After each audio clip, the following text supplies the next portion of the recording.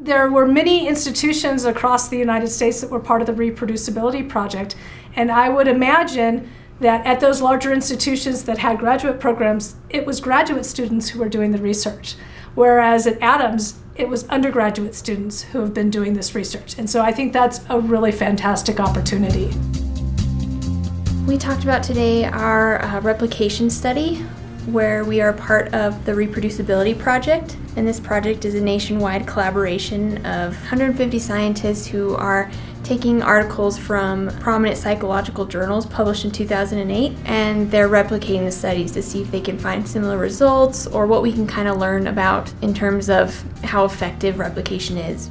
Basically, our study looked at how white males in particular, as well as other ethnicities, how they react to stereotype threat, which is basically the unconscious or conscious fear of being perceived as prejudiced. Their goal was to see if we could replicate these studies, and even though there were some that we could replicate, some of their findings that we could replicate, some that we couldn't, it still contributed to their project and what they wanted to get out of it. We're hoping is just our contribution to this project will lead to a higher rate of reproducibility in scientific research of all spectrums in the future. I'd say replication is a big importance because we base a lot of our future endeavors, such as medication, off of our research.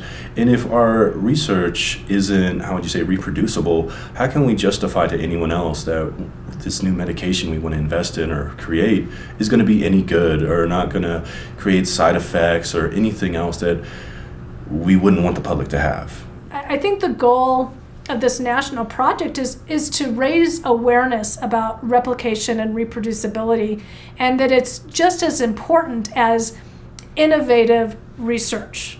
Being able to have such a good support from your department, I know in the psychology department, they're always so supportive and they provide you with all the resources for success, and I think that's what's great. It's so much easier to work hard and produce good research like this because you have that support.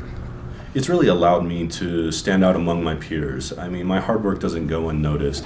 And even when I'm not doing hard work, that doesn't go unnoticed either. And I get reminded I need to step it up. Or if I want to make these goals happen in my future, I feel like I've made the right decision coming to school as a non-traditional student.